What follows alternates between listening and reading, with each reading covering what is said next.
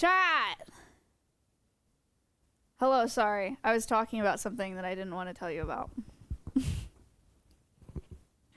I had a matcha this morning and I immediately transitioned into a Dr. Pepper. I got my hoodie. You got your Winnie hoodie? That's quick. Already?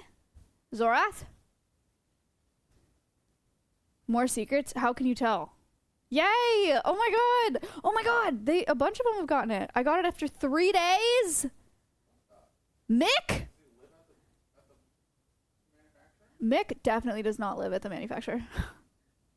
That's sick. Oh my gosh. I've had it for 2 to 3 days. Mine is almost here. Mine shipped. I still haven't gotten my signed plushie. Look. You know... Wait. Yeah. That's a pre-order. I'm sorry about that. There's a reason that plushies have slowed down so much. But you guys are getting your sweatshirts in 2 days. 3 days. You know who does plushies? Fourth wall. Maybe it's something to talk about. Maybe it's something to talk about. I don't know. I'm so excited that you guys got your hoodies so fast. That's awesome. That's awesome. I'm sorry. I'm really sorry that it's taking so long. But you'll love it once you get it. Trust. The quality of the plushies is no joke. I'm very, very impressed with the plushies themselves. It's just, my God, they take so long to get to you. You look really tired? That's weird. I don't feel tired. Do I look tired, or is he just being rude? I feel like I feel fine. And I also look the same as always. You twos are really high quality. Yeah. They're really, really great. Really great plushies. Guys. Oh, a first-time chatter. Oh, you hate me. That's really mean. What did you think of the stream yesterday? I loved it. Slay Queen, Girly Pop, thank you. Thank you. Too many tech problems. Excuse me? Oh, at the desktop? Having internet is a lot to ask. Okay, so be grateful for what we have. Yeah, it was a little rough, but I did PB and set the world record. So the beginning was a little rough, but I just really wanted to do that, and then the seesaw was so fun. Besides the back seaters, which like is what it is, I actually, woodworking stuff like that is really fun to do. It's really satisfying. Hamsty, thank you for the $50 donation. I'm gonna yap a little bit. I hope you guys don't mind that. The woodworking stuff is really fun. It's really satisfying to do. Like hammering in those 2x4s, so satisfying. And then the goats immediately loving it, so satisfying. What is that? What is that emote called? Yap. Is it what? Yapping. Hi Katie, welcome to the channel. Thank you very much. Appreciate it. Glad you're here. Also, shout out Alveus community is the best community on Twitch. I mean that. You guys are awesome. Thank you very much. I was saying that this morning, or Space and I were talking about that this morning. Guys, I have more secrets to tell you. It's a great problem to have. Okay? It's a great problem to have. I don't know what's been going on in 2024, but all of a sudden, everybody and their mom wants a collab. And I already said yesterday, I was like, we have Eric and Chris, and then we have together, so one collab, Eric and Chris together, then we have Pokimane, then we have Julie and Solomita, right? In just April. And I was like, oh, that's sick. We have 3 collabs in April, when really my goal used to be 1 collab a month, and now it's 2 because that's like all that's reasonable. Surprise, we're actually gonna have 7 in April. In April, I have started telling people, they're like, oh, like, I'm doing this thing. I'm in Texas. Can I come to Alveus this weekend? And I'm like, oh, I'm booked out until May, but if you want to come in June, you can. I got a DM from Ray yesterday. We're going to have Eric and Chris on April 8th. Then we're going to have X Choco Bars on the 19th. Either Kimmy or Foosley on the 20th. Valkyrie on the 21st. Either Kimmy or Foosley on the 22nd. Pokimane on the 23rd. And then Julian on the 25th. Gnome Child, thank you so much for the $51. I don't see that in my activity feed. Thank you so much. So, you may be asking, oh, this is in April? What about the art auction? We have to move it. We have to move the art auction to May because we have 6 collabs in 1 week. Earth Day week.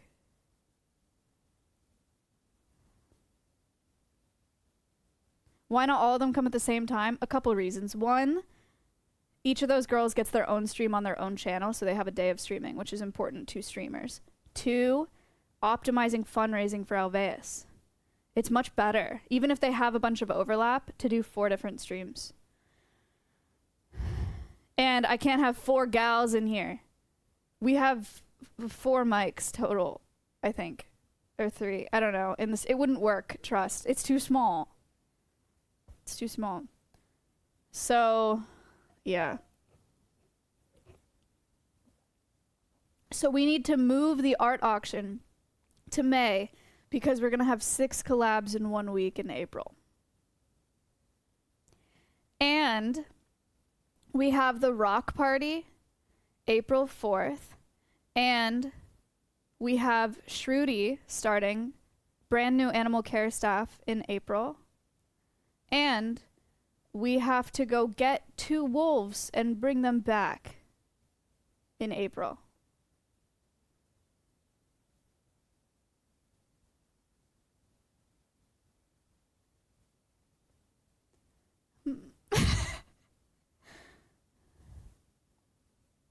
So,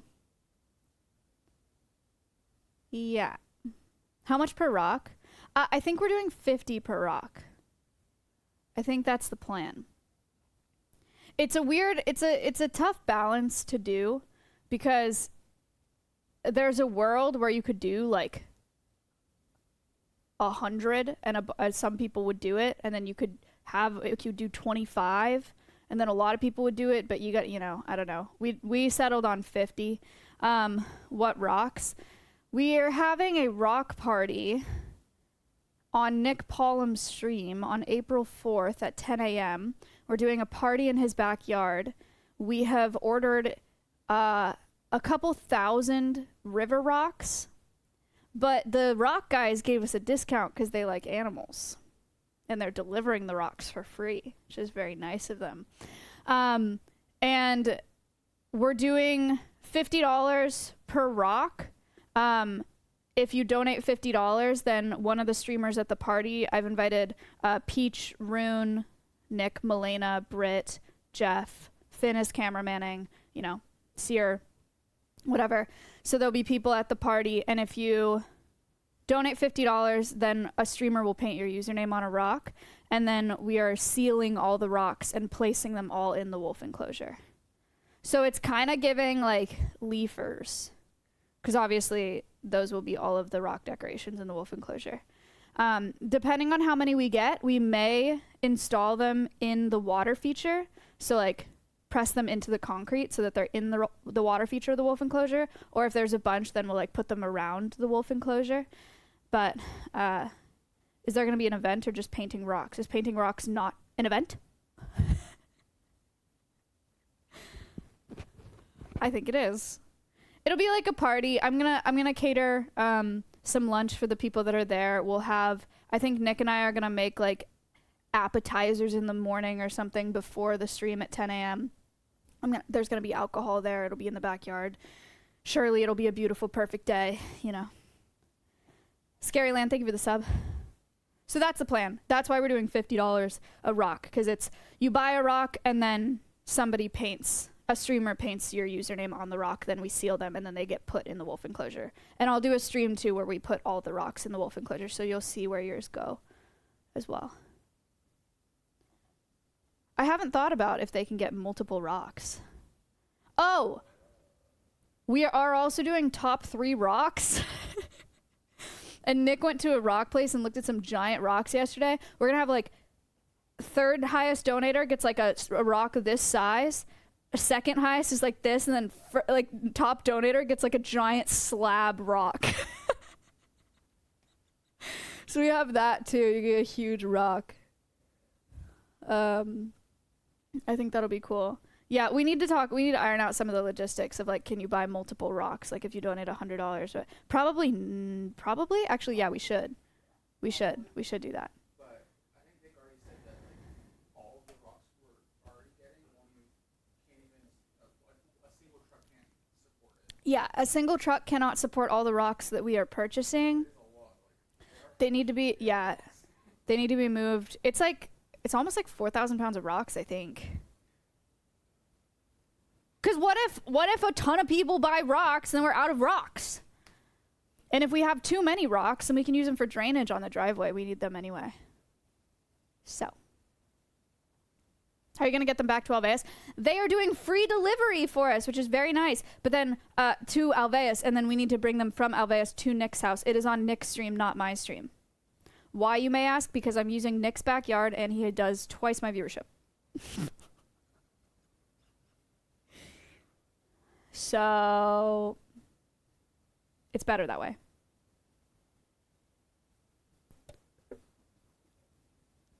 And people have been talking about for 2 years how, where's Maya? Where's Maya? Where's Maya?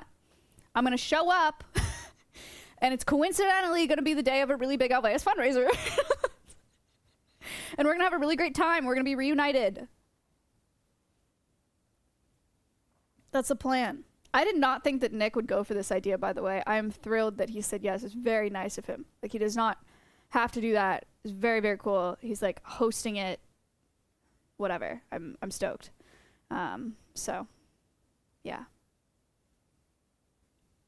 If I give a rock to a girl at a bar, will she give me her number? That, I know you're talking about the wine about it thing, and that only applies if y'all are already a thing. You cannot give a rando a rock. It's too risky. Unless you have Riz up the wazoo.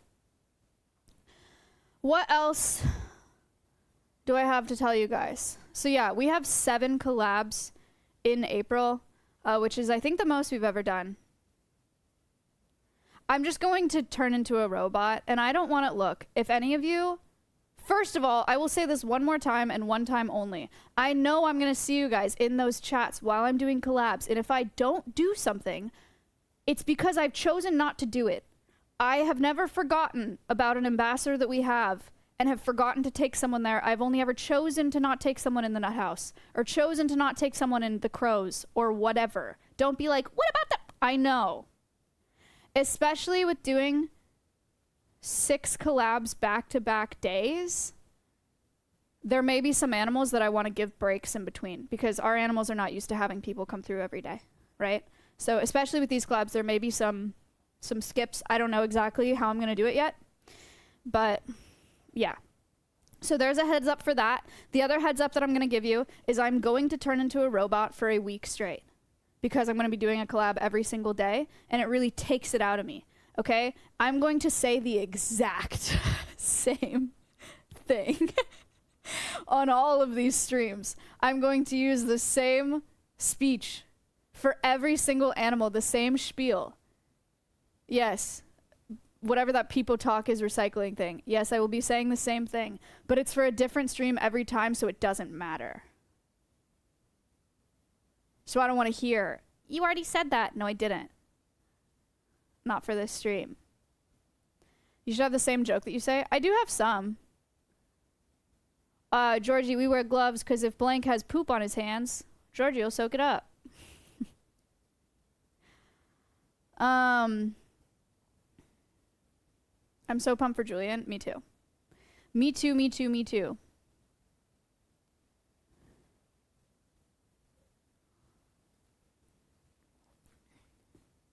So we are doing a lot of fundraising in April, but I'm really excited about the fundraising in April because it's not fundraising on my channel and on the Alveus channel.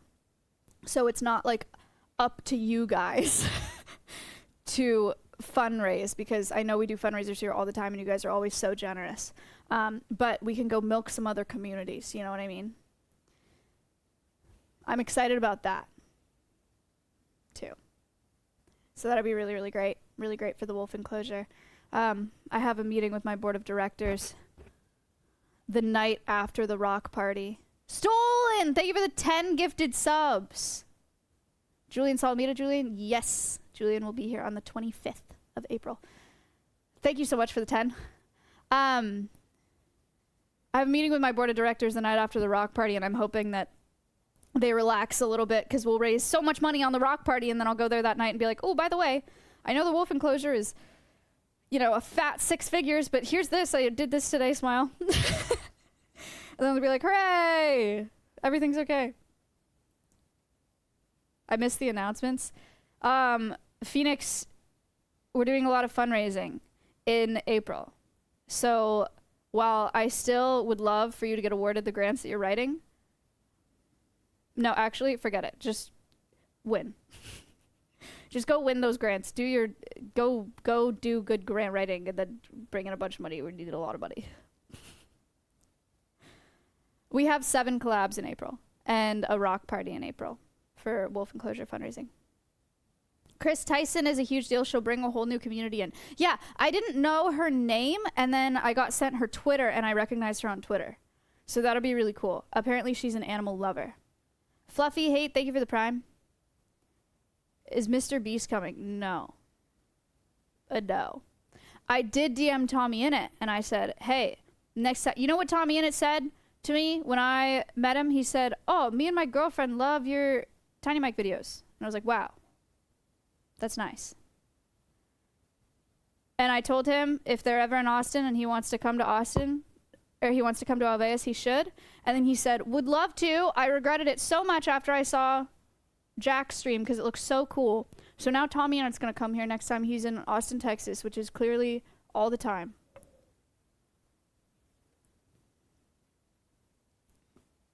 I would also love to have Iron Mouse space. What did I tell Bao? Oh, I forget. I'm going to cry.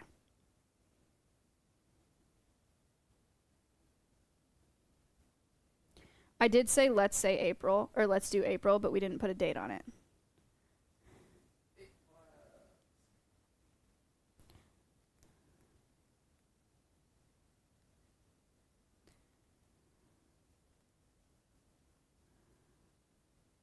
Okay, I'm just gonna ask her if she can do May. That means is that my 2nd or 3rd in May? 2nd, I think, yeah. Okay.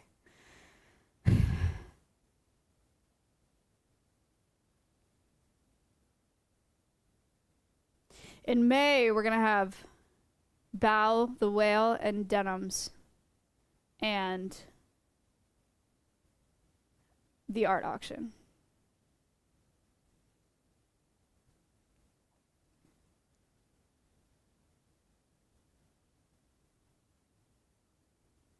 It'll be good.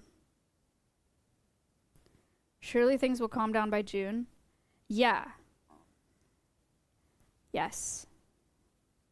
For sure. We have summer camp in either June or July. I don't remember. We have summer camp, June or July. I have started conversations about summer camp merch as of yesterday. We want to do sweatshirts, and we maybe want to do pajama pants, and maybe socks. but we'll see. I have to figure out sourcing of materials before I decide if we could do something like that. So, would be really cool, though. Would be really fun. That's what I'm thinking. Alveus this year goes crazy. We're going crazy. Go crazy. Okay, well, those are, I think, most of my updates and most of my yapping for today. Today is Animal Quest. If you're here for Animal Quest and you've just been listening to me yap, but really you want to learn, I'm so sorry for wasting your time. Welcome to Animal Quest Remastered Episode 4. Today, we are learning a little more in depth about a Georgie. Zorath with $100? Why am I not seeing these on my feed? Zorath. Thank you for the $100. I just got my Winnie hoodie. Yay, we're matching. Smile. You guys can still buy Winnie hoodies, by the way. You have a couple weeks still to buy them. Is Push Pop Animal Quest? Oh my god, I didn't even think about that. I do have an Animal Quest to do. Push Pop. And then the wolves. True. Animal Quest is a series.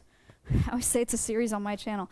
Animal Quest is a series that I did on twitch.tv/Maya, where I spotlight each species that we have at Alveus. And I've gone through and done, I don't know, 20 something of them.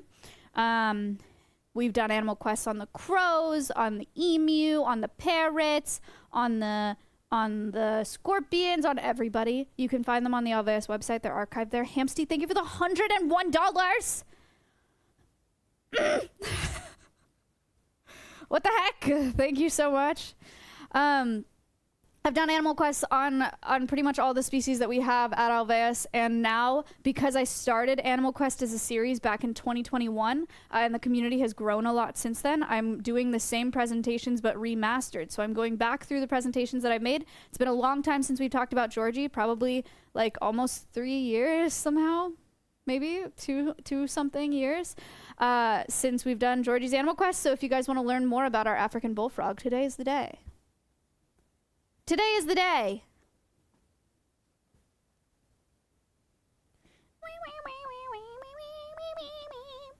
Animal Quest Bullfrog Edition. Here we go. Who is Georgie? Before I tell you guys about Georgie's species and about some of their threats in the wild, let's talk about the man himself. It's real quiet. Why so quiet? I don't know how to turn this up.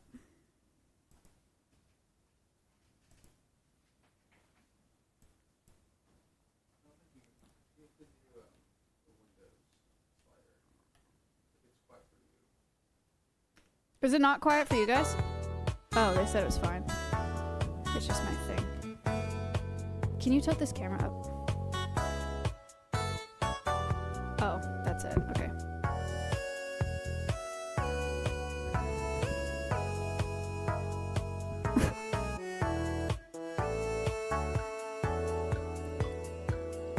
He road trip by himself. What camera, Georgie? Oh god, okay, never mind. He was so small. This was a Danny edit.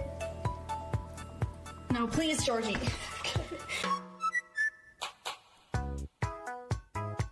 All clean. Water.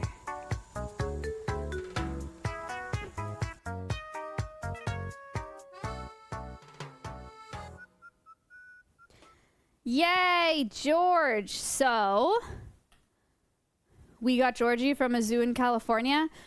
He was a overstock frog at a zoo. They had too many African bullfrogs, and they offered us one African bullfrog to start our education program. Georgie is one of the OG ambassadors. So back in like April, I think, of 2021, when we went to California and we drove back with the 4 parrots, with Nugget the chicken, with Noodle, with Georgie, he was in that group. He is one of the OGs, and we love him very much. He's a good guy. So, African bullfrogs, themselves, or bullfrogs themselves, where did they come from? Look at this. Belzebufo. This is a prehistoric frog. They're up to 40 centimeters long, about 10 pounds. For reference, Georgie is like 3-point-something pounds, I believe. And they lived in Madagascar about 70 million years ago. They used to eat young dinosaurs. They would eat small crocodiles, other small animals. That's a size comparison to a human. They're about the size of a small dog. So you might think that Georgie's big, but he used to be much bigger. African bullfrogs as a species. They can live between 30 and 45 years under human care. 30 and 45 years. Georgie has a long life ahead of him. They are the second largest frog in the world after the Goliath bullfrog. Males can reach 9 inches long. Females reach about 4 inches long. That's how we know Georgie's male is. He's quite a big guy. In the wild, African bullfrogs spend most of their time underground. You guys have heard me say this on collabs often. They're amphibians. They have to keep their skin moist, and so in the wild, they'll bury themselves for up to 10 months out of the year when it's not the rainy season. Then they'll come out during the rainy season, but they'll bury themselves in the wild up to 10 months out of the year, go into a state of torpor, which is kind of like hibernation for Georgie. And when they're buried for 10 months, they will wrap themselves in a cocoon made of multiple layers of shed skin and mucus. You guys don't see Georgie do this because he's not burying himself here, because he gets fed often and he's pretty active. But this is what they look like in a state of torpor. This mucus cocoon reduces water loss by up to 50%. So they can really stay buried and stay real moist by being covered in slime. They're all sealed up, if you will. Kind of cool. Kind of cool. Yeah, it's not really like saran wrap. Amphibians versus reptiles. Do you guys know the difference? Let's get a zoom in on the whiteboard, please. Amphibians versus reptiles. Skin, good. Reptiles are cold-blooded, not quite. Stay moist where eggs are laid, yes. Water time, yeah. All right, so amphibians.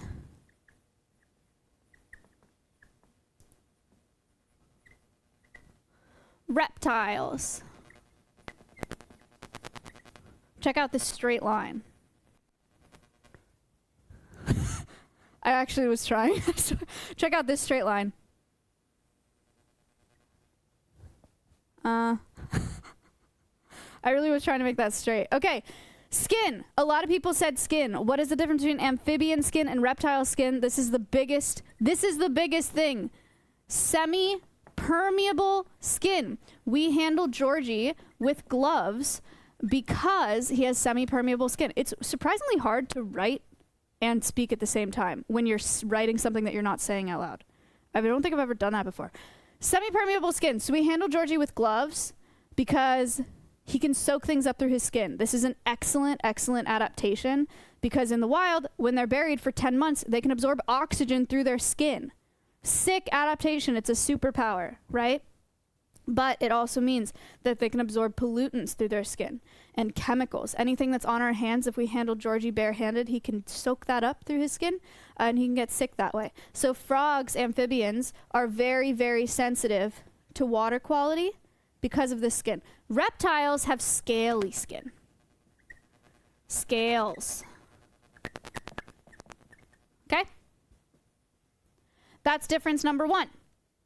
Difference number two, I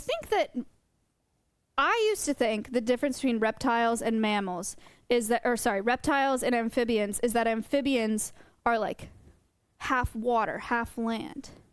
Have you guys heard that? And like reptiles are only land. Lego, thank you. That's what I used to think. So the more accurate way to say that is amphibians, they need water to survive. They need to be moist. They need to be around water. It doesn't necessarily mean that they're living in water. Reptiles are the first vertebrates to become independent of water.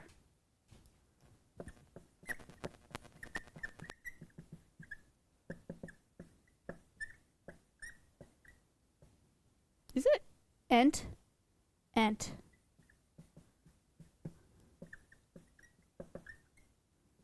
Which is kind of neat. Kind of neat fact about reptiles. First vertebrates to become independent of water. Drake. Great. The first vertebrates to leave water and be on land. Wahoo! Where do they lay eggs? Where do amphibians lay eggs? They both do eggs. But where do amphibians lay them? Water. Yes. Lay eggs in water. Where do reptiles lay eggs? Yes, chat, you're very smart. On land.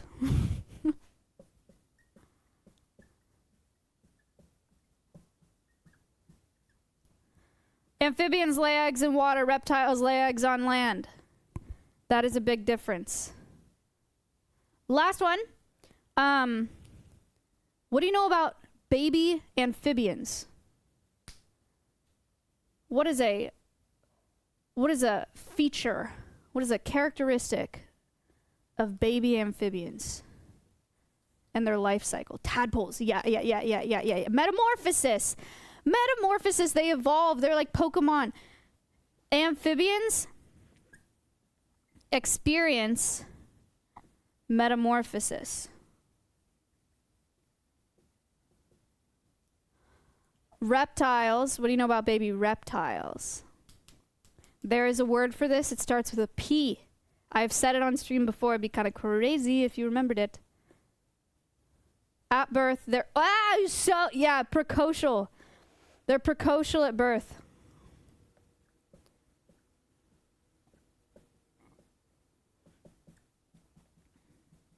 So, your amphibians are going to go through metamorphosis. They're going to be a tadpole, then they're going to evolve into a frog.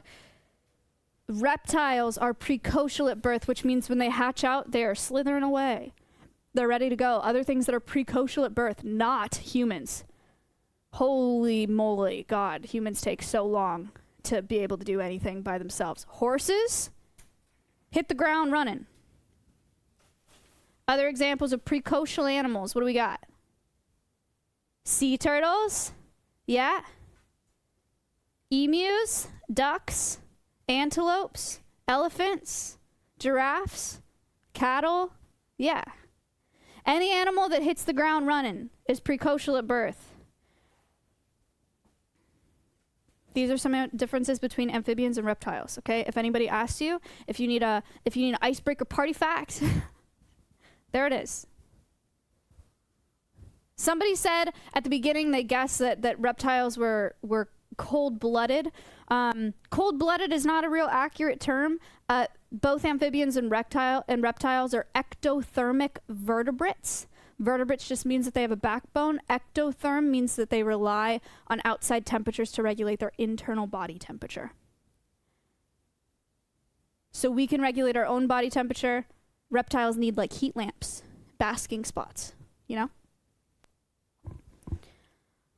All right. Okay. Can you zoom me out again? Adaptations of amphibians. Let's see. Amphibians are sick. Look at this frog. He's cute. Metamorphosis. I said frogs, tadpoles. We all kind of know how this works. We know it's a thing that works, but look at this because it's really cool. Wow. Look at him. Little tadpole. My niece and nephew call these polywogs. They call tadpoles polywogs. I don't know why. Look, it's evolution happening right in front of your eyes. Wow. It's a Pokemon. Like the Pokemon? Oh. Is that why they call it that? Is Poliwag a Pokemon? That makes sense. I thought they just made that up.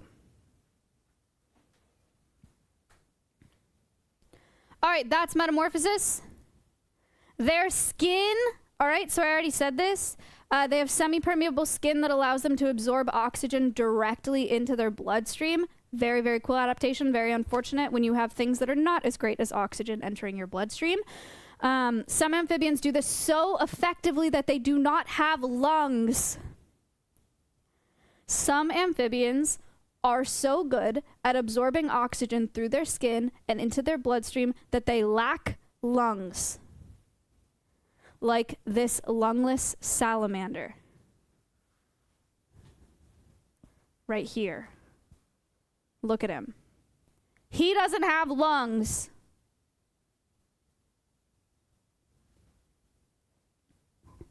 And that frog doesn't have lungs. A lungless frog. Cool. Torpor. This is very interesting.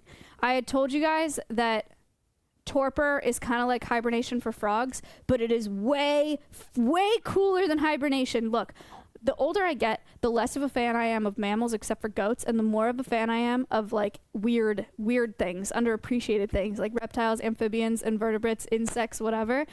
When mammals go into hibernation, they kind of just like curl up and sit there and like sleep for a while. Frogs do this. While the rivers and ponds are melting, the ground remains frozen. And under the leaf litter, someone is pulling off a miracle.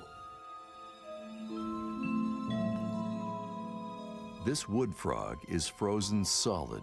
But he's not Even dead. his eyes are iced over. There's no pulse, no breath. Slowly, the warmth of spring begins to thaw from the inside out. This is happening to His frogs heart right now. starts beating.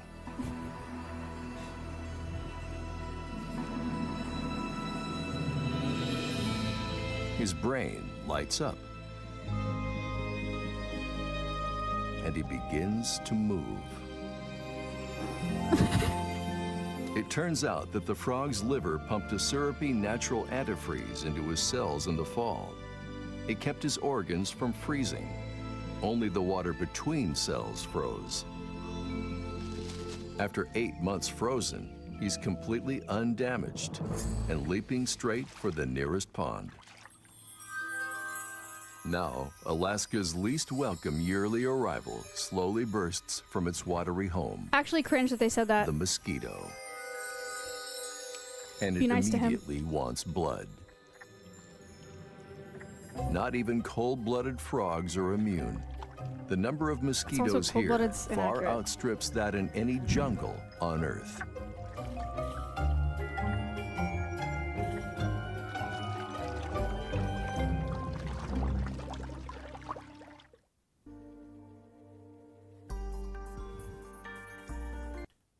How cool is that? How cool is that?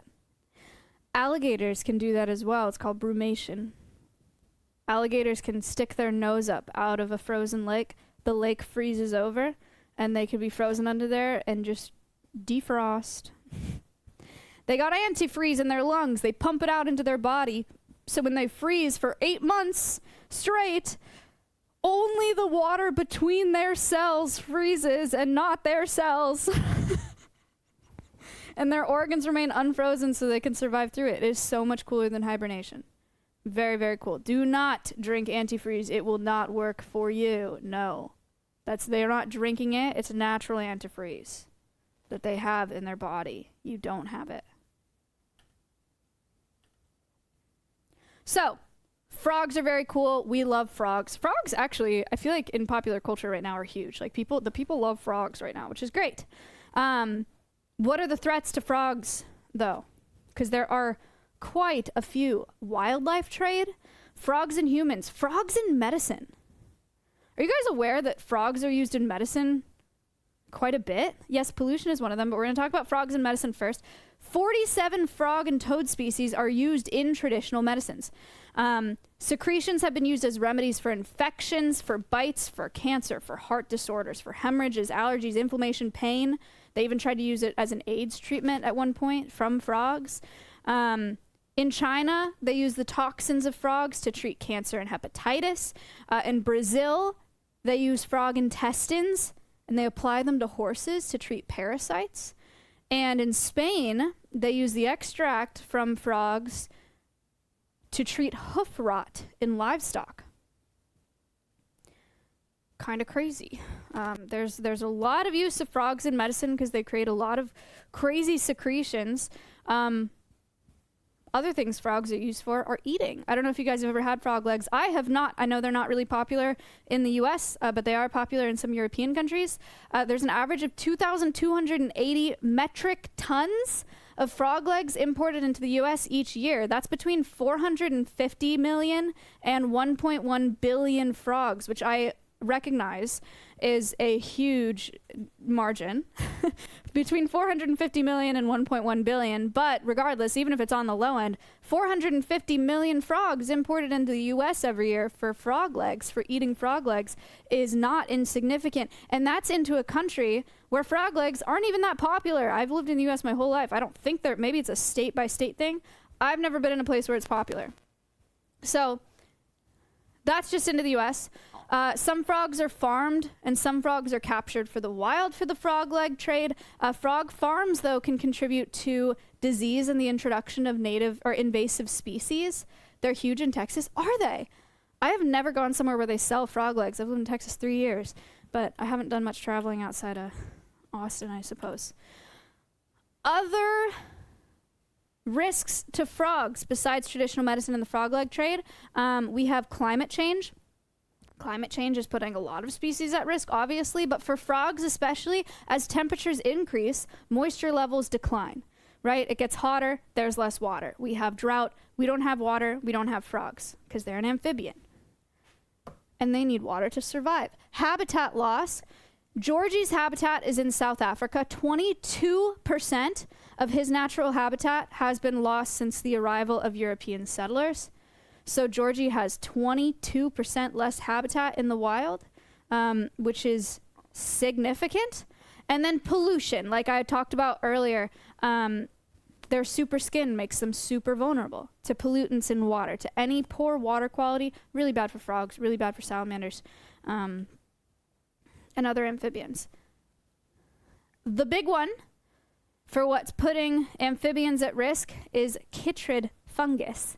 Chytrid fungus has caused 124 amphibian species to lose up to 90% of their populations. That's a lot. What is chytrid fungus? It's a pathogen. It's affecting amphibians worldwide. It's a fungus, right? Chytrid fungus. It grows on the skin of frogs and mouths of tadpoles, and it disrupts the keratin layer that they have. Fungal spores spread super rapidly. It's just out of control. This is a picture of what chytrid fungus looks like in amphibians. Potential origins of chytrid fungus. Where did this come from? Why is this a thing? A couple theories for where chytrid fungus started. One theory is the frog leg trade, like I just said, is a thing. Thank you for the $5. Frog legs, eating frog legs could be a potential origin of chytrid fungus, because when you move wildlife around, when you ship wildlife around to different states, different countries, different continents, you're likely to spread disease that way. So frog leg trade, pet trade, same thing. A lot of people want frogs as pets. And so here we have a picture of some frogs in little Tupperware containers at a reptile show or an amphibian show or whatever, pet trade show, where people go and buy little frogs as pets that are exported, imported from a bunch of different places, also potentially a spread for disease. The other interesting theory that I talk a lot about on collabs is frogs as pregnancy tests. What the heck am I talking about? This. Finding out you're pregnant in 2018 is pretty simple. Just pee on a stick. Finding out you're pregnant in the 1940s meant injecting your urine into an unsuspecting frog.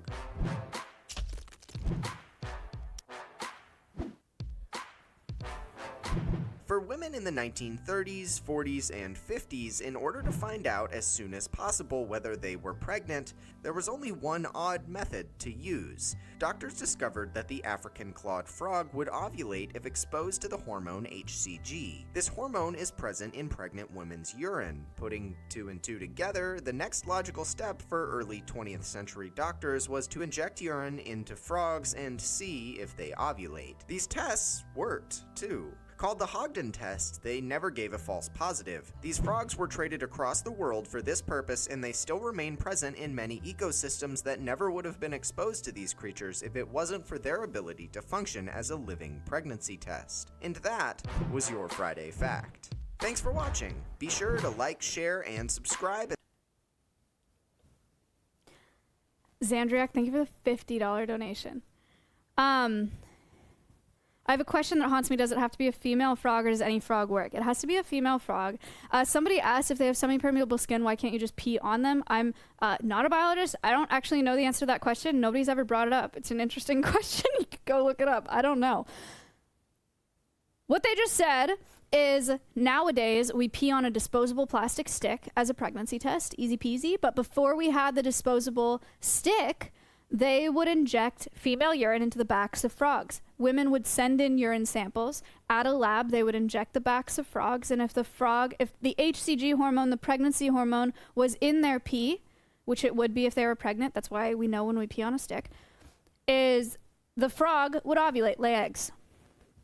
Right? Before frogs, they were doing this with rabbits and mice, and they would inject them with pee, and if the pregnancy hormone was in the urine, the ovaries would swell. But with rabbits and mice, they don't lay eggs, so it would be a one-use pregnancy test, because you would have to cut them open and see if their ovaries were swollen to know if the woman was pregnant. When they started doing it with frogs, you can use them multiple times because they're laying eggs if the pregnancy hormone is there. So yeah, really sad, but also a potential origin for chytrid fungus, because all these African clawed frogs were shipped into the States to be used as pregnancy tests. Georgie's an African bullfrog, by the way, not the same species, but an African frog species. So they would import all of these African clawed frogs, which is potentially the start of the spread for that disease. We don't know exactly where it started, but that is a theory for it. Pretty crazy stuff. Pretty crazy stuff. Would we not have modern tests if this testing was not done? I am not sure. Our modern tests, I guess, are just an indicator for HCG. I don't know. I'm sure that research helped, but still really sad nonetheless. The stats. Are you guys ready for some polls? Are you guys ready to make some guesses? Look at all these frog stickers. Poll number 1. What percentage of amphibians worldwide are considered threatened? You think 10%, 33%, 64%, or 100%? You just have to type A, B, C, or D for what you think the answer is. What percentage of amphibians worldwide are considered threatened? A, B, C, or D? He's really sad.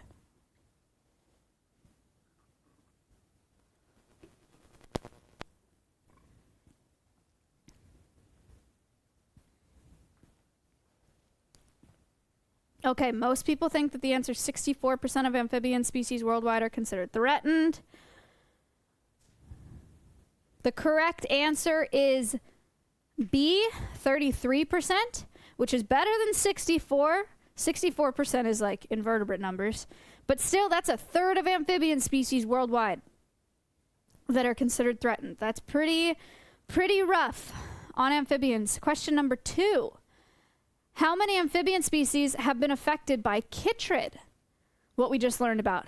30 amphibian species, about 100 amphibian species, 400 amphibian species, or 500 amphibian species have been affected by chytrid worldwide. By the way, this number, it's possible this number has changed since I made this presentation in 2021, but this is the poll that I made in 2021. So. Okay, people guessing. Most people think that it's C, 400. Reminds me of the good old days. If you don't know what the answer is, just guess C, right? Fair enough.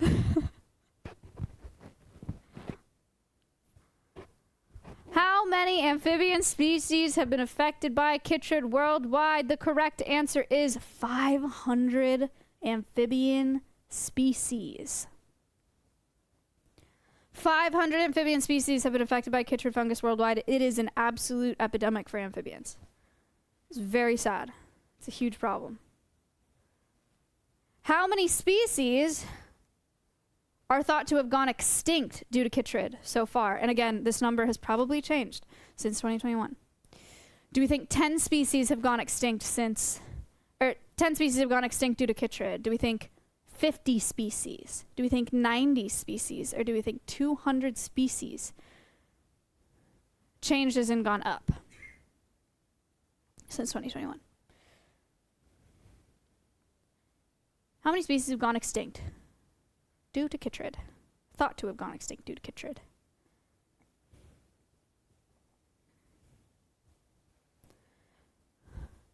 Most people think that it's C. The correct answer is C.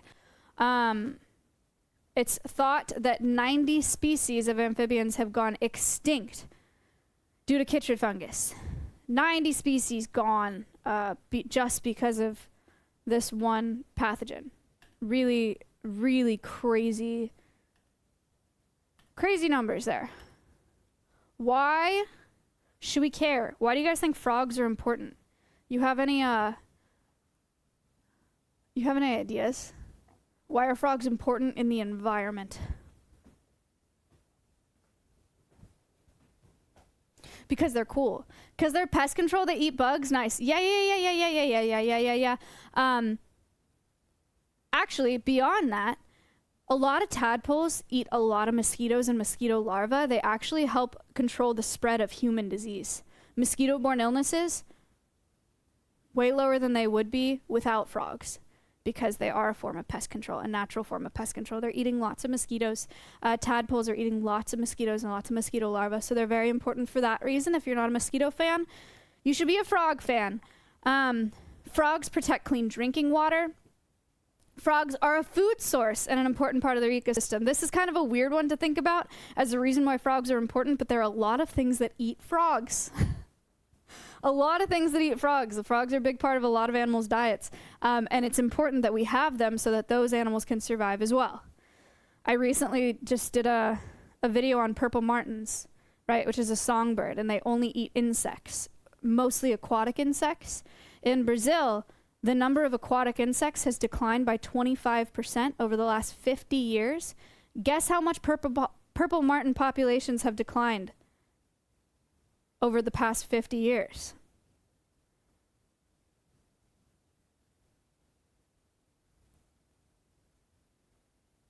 %. 25%. Because they eat aquatic insects. You lose 25% of aquatic insects, you lose 25% of purple martins, of the animals that eat them. So having frogs that are a food source for other animals is very important for the survival of those other animals. I also wrote they have knives for some reason. I think that was a threat at the time. Not sure what I was... That's a threat. So you have to protect frogs. Recommendations. Source your foods and your pets responsibly. If you don't know where a meat is coming from or an animal product is coming from, the most ideal is to not eat it. I realize that's not possible all the time. But just, be careful where your food's coming from. Be careful where your pets are coming from. Make sure you're not buying a wild-caught animal, because that's obviously devastating to wild populations. Make sure if you're buying a pet that it's a captive-bred animal. Don't handle or move frogs unless it's necessary. If you're outside, remember what I said about wearing gloves with Georgie? It's always best to handle frogs with gloves just because we don't know what's on our hands. If there's a frog in the road and it's going to get run over, pick it up, move it out of the road, that's fine. But don't go around like shoving frogs in your pockets, Keep our waterways clean and flowing. Amphibians need water to survive. They have semi-permeable skin, which means that they need clean waterways, and they need waterways Don't litter, Madge, because that's bad for frogs, because Georgie's going to suck it up through his skin. So don't litter, because it's not just like a bird is going to eat that piece of trash or it's going to make the whatever look ugly. It's going to rain and chemicals are going to leach off of that litter and it's going to make polluted water, and then Georgie's going to be living in it. Frog's going to be living in that water. Also, you can do trash cleanups if you want to reduce that problem even more, even if you're not the person that littered. Would be very cool. The other thing, somebody asked if there was a CDC for frogs. There is not, but there are people that are doing research to help frogs and to reduce the spread of chytrid fungus and to study it more and help us understand it more so we don't lose more amphibians. HARC is one of those organizations, the Honduras let me link it to you guys. That's Jonathan.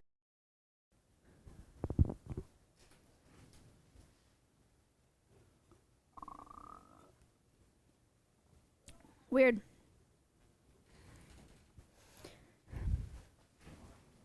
So, you can support conservation organizations or you can support biologists who are doing work specifically with amphibians and reptiles, like Dr. Jonathan Colby, like HAARC. Support organizations like that, because there is no CDC for frogs. But we do need to learn more about chytrid fungus. Absolutely.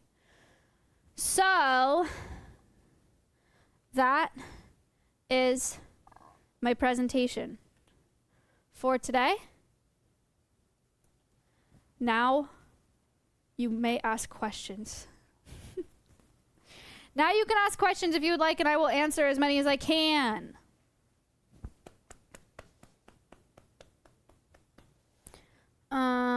You wanna? Okay. Okay. All right.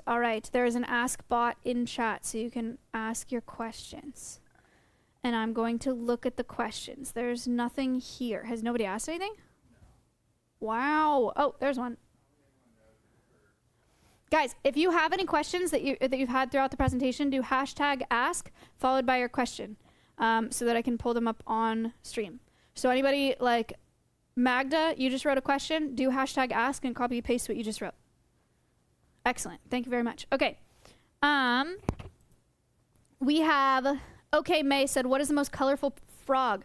Probably poison dart frogs. They come in lots of different colors. They're about yay big. Blues, bright blues, oranges, reds, yellows. They're very, very cool to look at.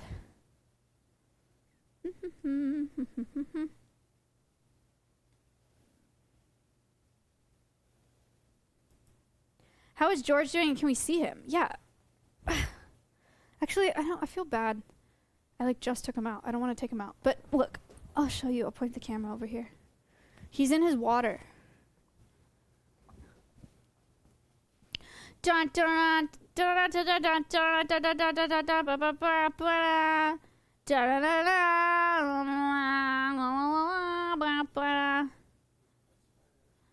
ba ba ba ba.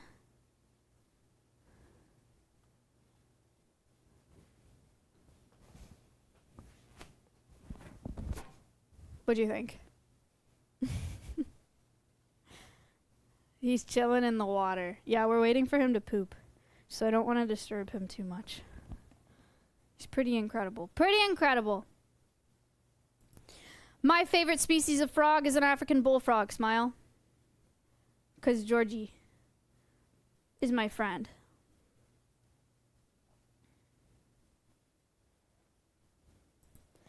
I don't know this for absolute certain. This is more of a Kayla, Lindsay, Ella question. I think he is... I think he's between 3 and 4 pounds.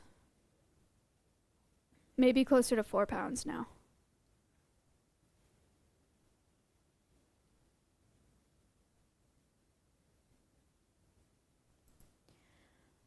Lil G said, I didn't see the beginning. Is chytrid thought to come from the whole pregnancy test thing? It is a theory for the origin of chytrid fungus, but chytrid also could have come from the pet trade with frogs. It could come from the frog leg trade, importing, exporting frogs for meat, or it could have been the pregnancy test thing, yeah.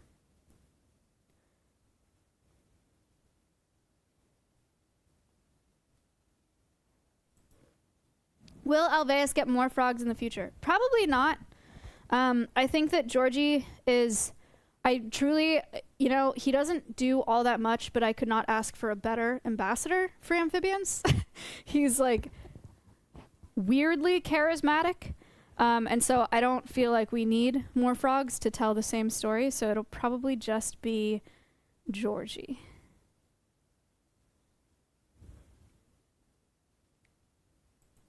Why does Georgie spend so much time in the water? Is it to poop? Generally, when Georgie goes in the water for a long time, we expect him to poop, yeah. But he also just likes it in there. I've always heard that the number of frogs are a good gauge for the health of a local environment. Is that true? From Napumbra. Yes. Frogs are what's called an environmental indicator because they're so sensitive to water quality. If you have a ton of frogs in one spot, it means that your water quality is really good because otherwise they couldn't survive there. So yes, they are an environmental indicator.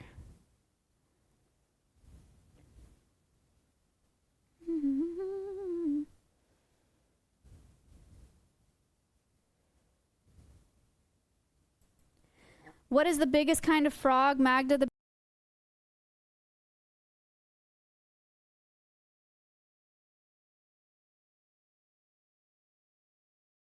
crickets, superworms, and mice. Oh. Crickets, superworms, and mice. That was so weird. I don't know.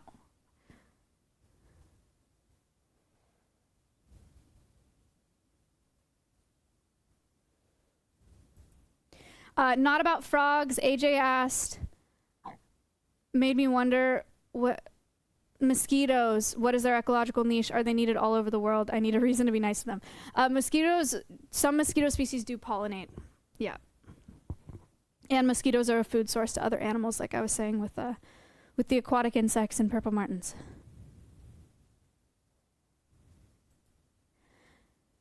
Georgie said, how big is Georgie gonna get? This is probably as big as Georgie's gonna get. The males can be 9 inches long, about 4 pounds. I think he's approaching that. I don't think he's growing anymore.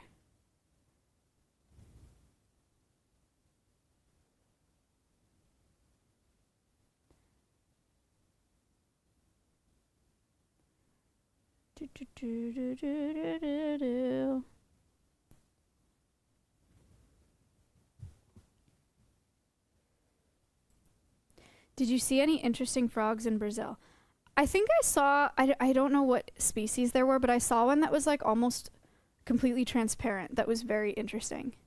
But I don't know what it's called, but it was cool. It was like on glass and you could see through it. It might have just been a glass frog. I don't know if those are in Brazil or not, but yeah, it was cool.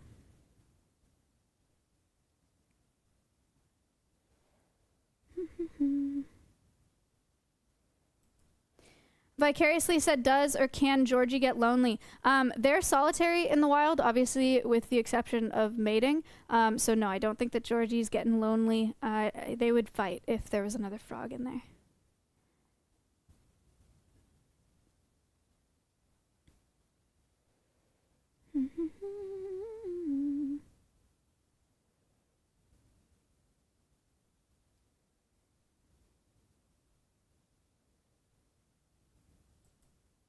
Little confused, what is chytrid fungus and how does it affect the frog? If you want a more in-depth explanation, you can go back in the VOD, but it's a pathogen. It affects the keratin layer on frogs and the mouths of tadpoles, so it makes it so tadpoles cannot eat, and it affects the skin. It makes the skin slough off of frogs, and they die. It's a fungus. Do you have... Super Duper Egg said... Do you have footage of tadpole Georgie? No, but I would pay actual thousands of dollars for it if it existed, but it does not exist.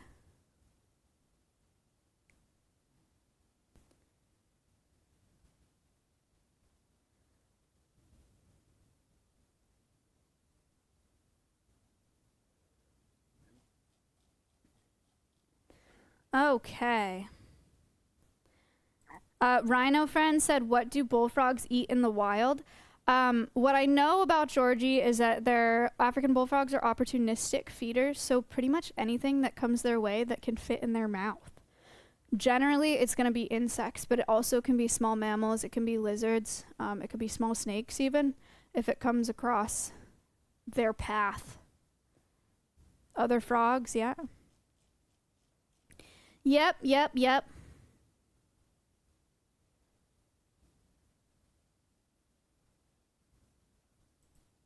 Georgie eats a couple times a week. Are all amphibians cold-blooded? Cold-blooded isn't really an accurate term, but they are ectotherms, which means that they regulate their body temperature with external sources of heat. So they can't regulate their own body temperature. They need external heat sources, basking sources, heat lamps under human care anyway, stuff like that. Okay. This is a really interesting question, and I wish that I had done more reading on this so I could give you a good answer, and I didn't think about it until just now. Do frogs see things like we do? Likely, not at all. Color spectrum-wise, it may be similar. I'm not really sure. It may be like they see more blues and grays and yellows. Horses and donkeys see more blues and grays and yellows than we do. I have no idea what the color spectrum looks like, and people hate when I talk about it in frames per second for some reason, but just for the sake of understanding it, we can talk about it like frames per second. We see in, 60? Sure, say we see in 60 frames per second. There are flies that see in hundreds, right? So flies are able to have like crazy reflexes. There are flies, killer flies that fly around, and they can dodge raindrops, right? They can literally dodge raindrops as they're falling because they process so quickly. Frogs, that's hundreds, right? Hertz. Humans, tens. Frogs, 5 or something. Like in the ones, right? They process much slower. So it's possible that for Georgie, we move in high speed. Like we may be moving in fast forward for Georgie. It may be like we pick him up and then all of a sudden he's in the air. You know what I'm saying? Does that make sense? Like a slideshow. Yeah. I have to do more reading on that to explain it to you better, but it's very cool. I read this in a book recently. There's a killer fly that sees in such a high amount of hertz that if you were to stand next to a killer fly and someone showed you a picture of an insect to go retrieve, by the time our brains saw the picture, relate it back, and process that it was a picture of a bug, the killer fly would be back with the bug. You know what I mean? And then frogs are on the other end of the spectrum, where everything's happening very slowly. Which is also probably why, and it is funny to watch, but it's probably why Georgie misses so often when he's going to eat bugs, or when Georgie's eating crickets and it's like, oh, he missed, oh, he missed, oh, he missed. It's probably because of the way that they process their vision.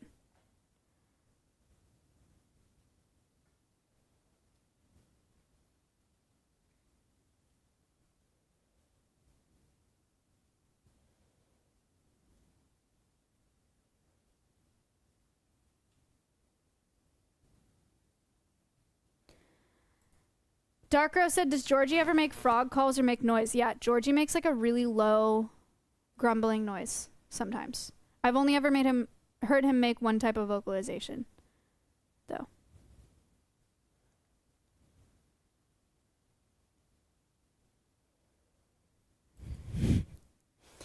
If Georgie became the size of a horse, do you think he would eat its keepers or know they are friends? ATP.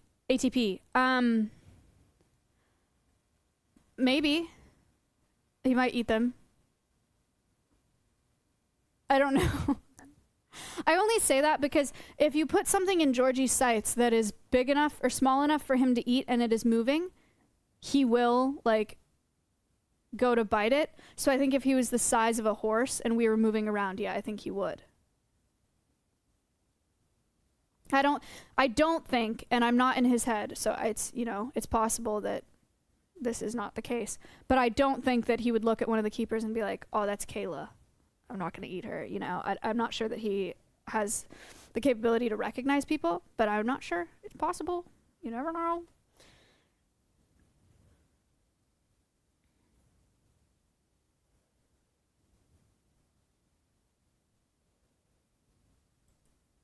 Do you know what happened to the male African clawed frogs that were brought over to the States, if there were any? I assume that they were euthanized. The rest of the African clawed frogs, too, a lot of them escaped and became invasive in the U.S. And then the rest of them, once they weren't using those facilities, I imagine they were all euthanized.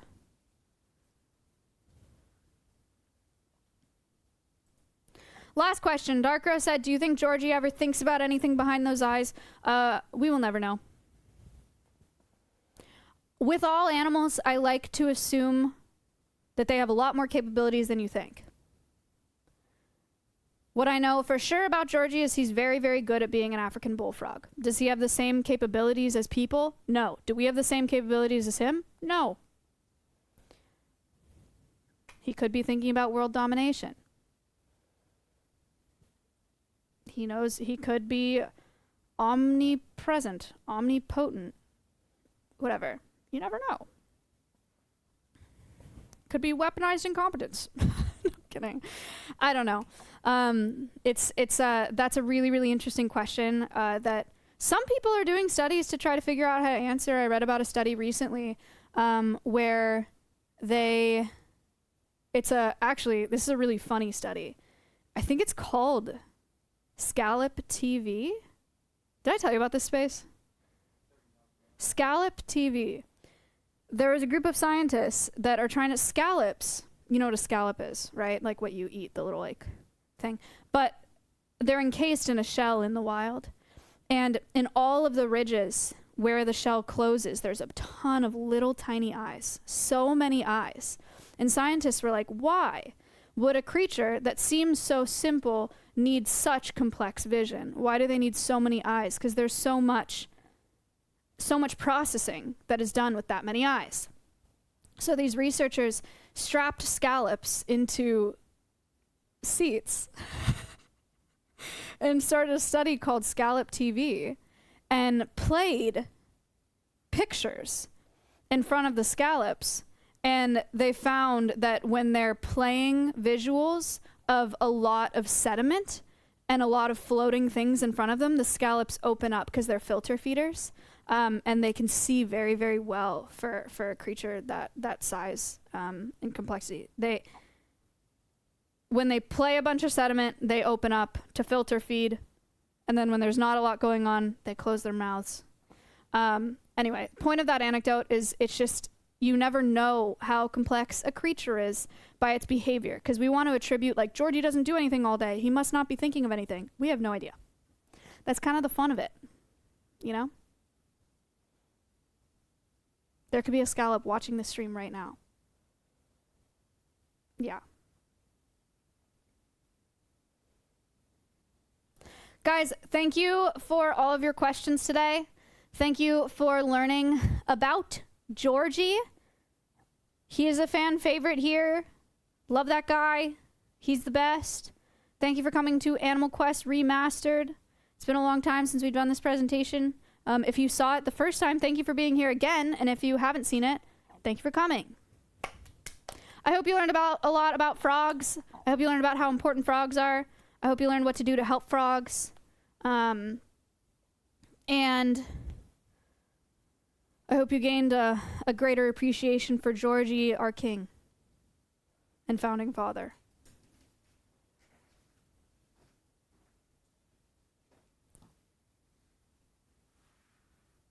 Really quickly, before I go, I have something to show you.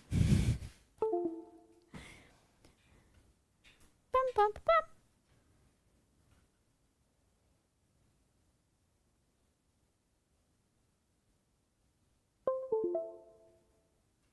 What do you think?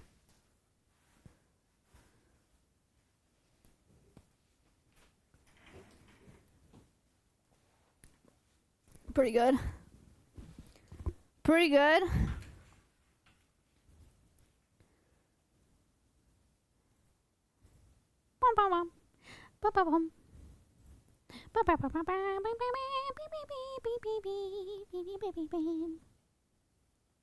What was that? My keyboard. Who's the first ambassador? Stompy. Stompy was the first ambassador, and then came all the parrots, Nugget, Georgie, Noodle. And Puppy and Tortellini.